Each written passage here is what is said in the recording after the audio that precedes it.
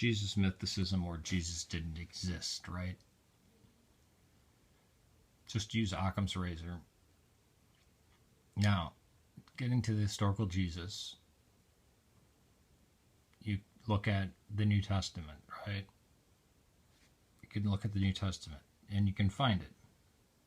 The historical Jesus. I'm not talking about some faith-based thing, but the actual guy, Jesus of Nazareth, son of Mary and Joseph, who was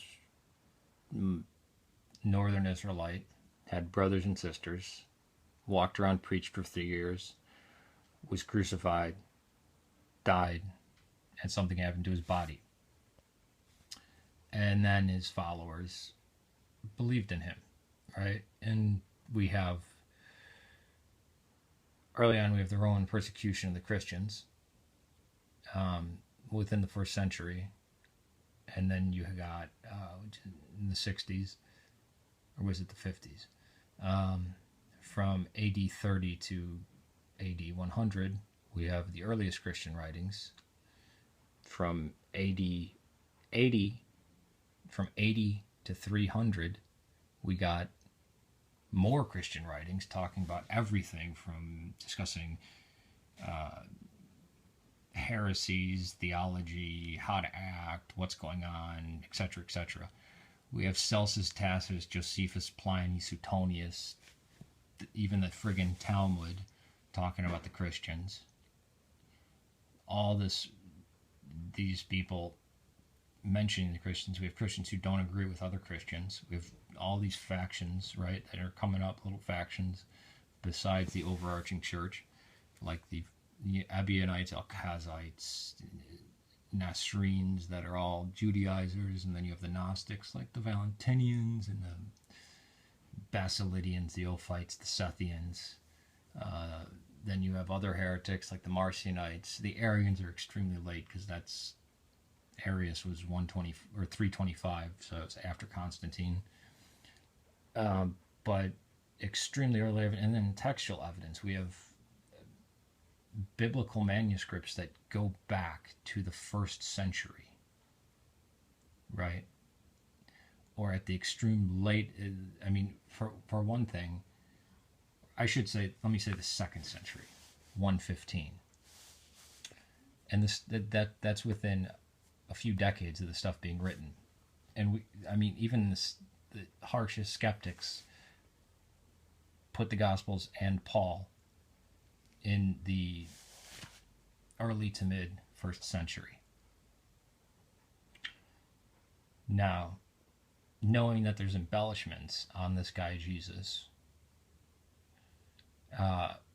can we firmly say he existed and we can establish what he did and said that can be affirmed?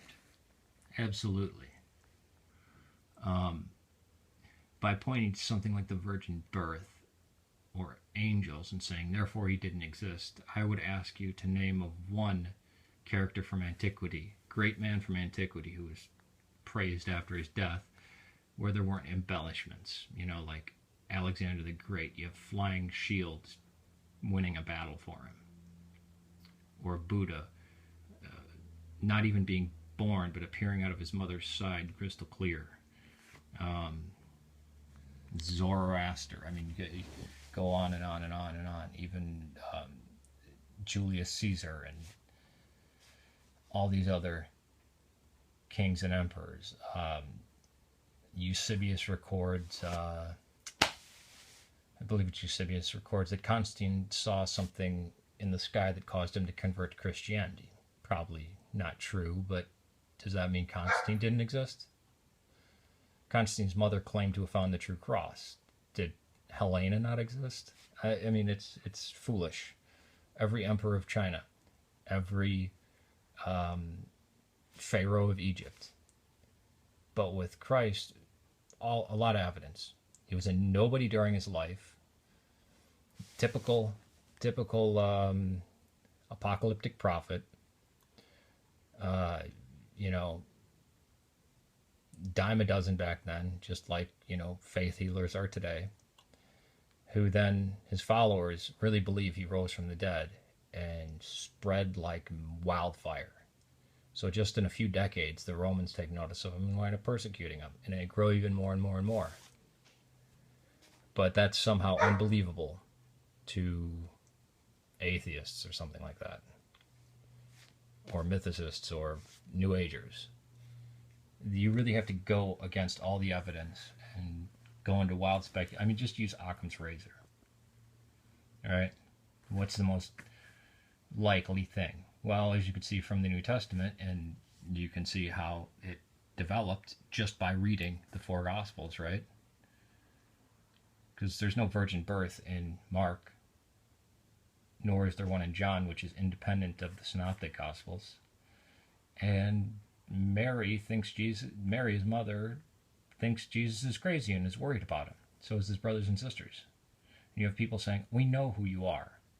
And as for him being a descendant of David, you constantly get people off the cuff comments like, yeah, but you're a Samaritan, or you're a Northern Israelite. Who are you?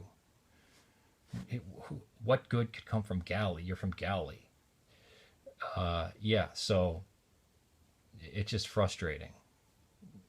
People who have done none of the research, who won't look at anything unbiasedly, and then you get the crazy fundamentalists trying to say, well, we can prove that Jesus was born of a virgin because the Shroud of Turin only has female blood on it. And it's like, fucking hell. It's just as crazy.